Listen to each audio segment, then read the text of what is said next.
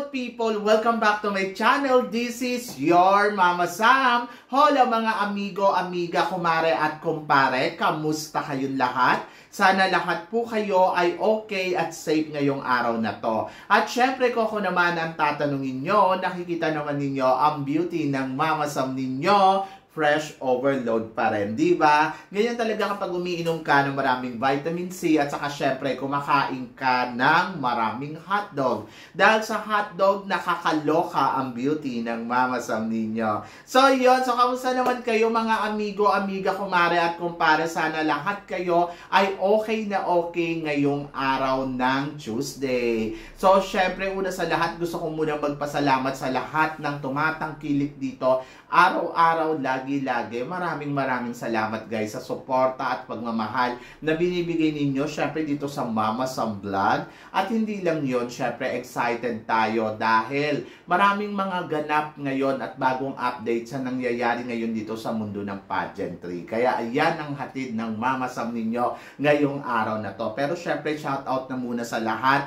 ng mga tumututok dito sa Mama Sam Vlog. At hindi lang yon, kay Christine Ann Perez din.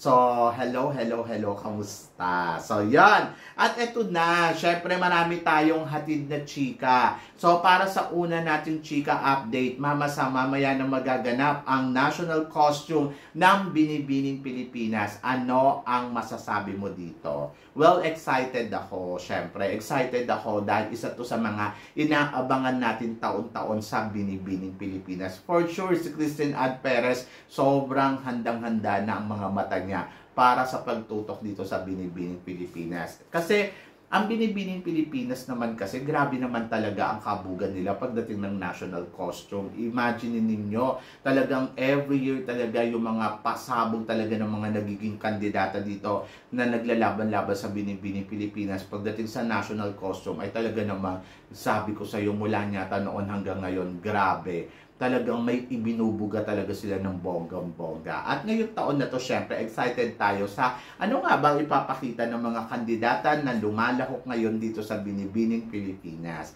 So, syempre, marami tayong inaabangan ng mga girls, na mga pasabog. At yan ay masasaksihan natin mamayang 3 p.m. sa YouTube channel, di ba, ng Binibining Pilipinas. O, di ba? Are you excited, guys? Kasi ako, yes, excited ako. So, abangan ninyo yan, 3 p.m. And then, of course, Mama Sam, 3 reyna para sa Binibining Pilipinas. Syempre, Mama Sam, magsasama-sama ang Miss International, Miss Universe, katulad na lang ni Kylie Versosa, Miss International 2016. Nandyan din syempre ang reigning queen na si Andrea Robio ng Miss International 2023. And then, of course, Catriona Gray para naman sa Miss Universe 2018. Anong chika mo dito? Ito nga yung masasabi ko eh. Sabi ko kung pagandahan din lang naman, hindi naman magpapatalo ang Pilipinas, di ba? Marami tayo mga beauty title holder. Katulad na lang halimbawa, Catriona Gray, she's a Miss Universe. Pia Wurtzbach is a Miss Universe. Kylie Versosa, di ba? Bea Rose Santiago. So, kaysa naman kumukuha tayo ng kung sino-sino mga beauty queen na galing sa ibang bansa. And then, maganda to na inimbitahan nila ang reigning international. So, kahit naman ako ng bata ako talaga, sabi ko, sana naman may galing na reyna galing sa international pageant o kaya sa Miss Universe, sa Miss International, sa Miss World. At ngayon natutupad na yun unti-unti, di ba? Kasi kung iisipin mo, ang reigning Miss International, nagiging regular na sila na pumupunta sa Pilipinas, yung mga reigning international nila na talagang uma-attend sa coronation night natin. Noong last year, andyan si Jasmine. Ngayon naman, syempre, andito si Andrea. So, kahit sa supranational, ganun din, di ba? Na-invite din natin. And then, si Miss Universe, na-invite din natin sa Pilipinas. Si Miss Grand na lang ang hindi pa pumupunta. So, abangan natin yan. So, congratulations sa Binibining Pilipinas. So, yan. And then, para naman sa sumunod na chika, Mama Sam, tingin mo kaya ba humihina ang laban natin sa supranational dahil puro appointed ang ating mga winners? para nagiging represent natin sa supranational. To be honest, hindi ko naman nakikitang ganon. Ang isa yun siguro sa mga dahilan kung bakit nagiging mahina ang laban natin sa Miss Supranational, dahil siguro hindi tayo nagkakaroon ng pageant talaga na alam mo yun na parang na nakikita natin yung competition ng mga girls. So sana kasi talaga magkaroon dapat talaga ng Miss Supranational Philippines competition na kung saan puro mga Pilipina na gustong sumali sa supranational lang yung mga nagiging kandidata dito. Dapat kasi separate yan, hindi halo-halo eh. Anyway, so ako naman, nagtitiwala naman ako sa mga pinanlalaban natin sa supranational at in fairness naman, nakakakabog naman sila ng bonggang-bongga. Kaya lang, ayun lang yung nakakalungkot ay laging appointed. Kung sino yung mga inilaban sa ganito or kung sino yung nakita nilang potential sa ganito, ayan yung ipapadala sa supranational. Noon-noon pa to eh, mula nang mawala sa Binibining Pilipinas. Hindi ba katulad nung dati sa Binibining Pilipinas, di ba? Na kapag yung queen ng supranational ay galing talaga sa pageant ng Binibining Pilipinas. So ngayon, laban lang, kaya natin yan at magtiwala tayo sa organization na meron tayo. At para naman sa sumunod na chika, Mama Sam, ano naman ang masasabi mo na sa pagkapanalo ng Miss Peru ngayong taon na to dito sa Miss Peru Universe na si Tatiana? Tingin mo, Mama Sam, si Tatiana Carmel ay malakas ang laban sa Miss Universe? To be honest, syempre expected natin na talagang malakas ang Miss Peru ngayong taon na to. Dahil nga, syempre, di ba, last time na nakita natin siya sa Miss International, tayo mismo ang nagsasabi na pang Miss Universe ang atake niya. And then, nandito na siya sa Miss Universe, for sure, ipapakita niya yung attacking pang Miss Universe. Malaki yung chance ng Peru na may uuwi ang corona ng Miss Peru, but depende na lang yan sa magiging preparasyon niya para sa Miss Universe. For now, nakikita kong malakas ang laban ni Miss Peru dito sa laban niya sa Miss Universe. So, yun. So, ngayon yan, abangan natin yung mga gagawin niyang eksena at pasabog sa Miss Universe. So, congratulations sa Miss Peru. And then, Mama Sam, tingin mo sa pambato naman nila sa Miss International, tingin mo, kaya-kaya itong kabugin ng ating pambato na si Angelica Lopez? To be honest, maganda yung panlaban nila sa Miss International ngayong taon na to. Very much talaga yung kinuha ng Miss Peru. Isa sa mga pang Miss Universe at isa sa pang Miss International. So, ibig sabihin, malakas talaga yung laban ng bansang Peru ngayon sa Miss Universe at saka sa Miss International. Pwede silang Grand Slam winner. Maganda ang pambato nila sa Miss International. So, parang feeling ko kailangan paghandaan to ng bonggang-bongga ni Angelica Lopez. Kasi parang feeling ko kakabog talaga yung pambato nila.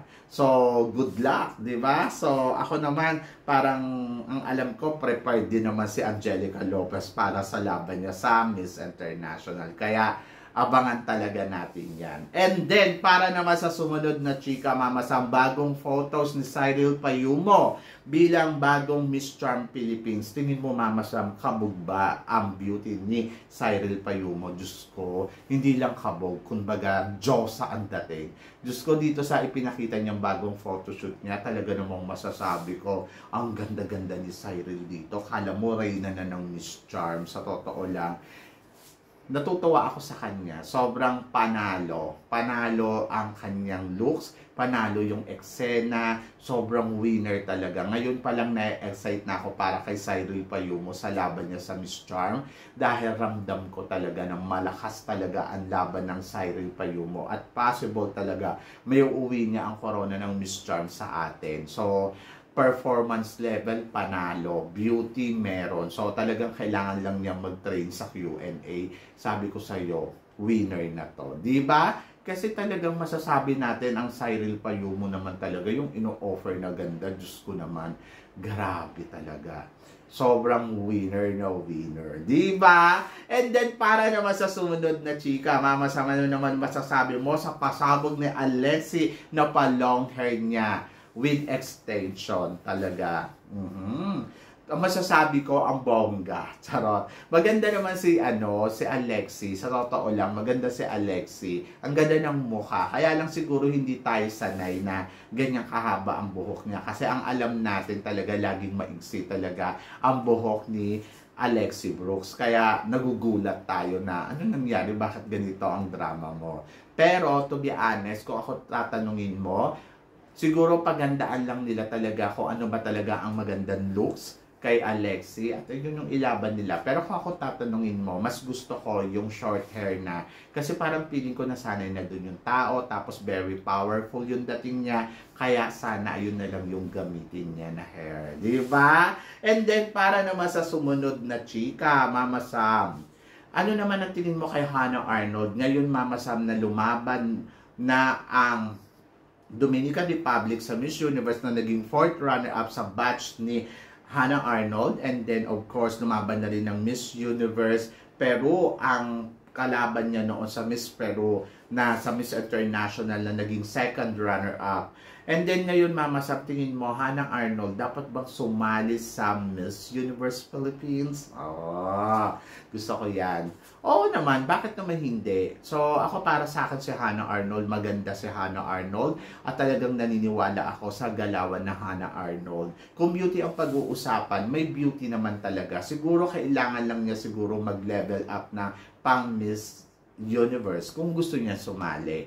Pero kung ako naman ang tatanungin mo, depende yun sa kanya kung gusto niya pa ba sumali o nafe-feel niya ba. Basta ang akin lang, ang kandidata, kapag gustong magbalik sa isang pageant, na lalo na naging title holder sila sa ganito at nag-pageant na sila, so siguro kailangan alam nila yung pageant na sasalihan nila at ihanda nila ang sarili nila na ganong caliber, di ba? Para alam mo yun, yung hindi sila nasasayang. Kasi kung ganda ang pag-uusapan, Hannah Arnold, Diyos ko, wala kang masasabi. Pwede talaga siya pang Miss Universe. Basta, i-caliber lang niya yung sarili niyang pang Miss Universe. Kasi talaga naman masasabi ako, Miss International na sumuko sa kanya.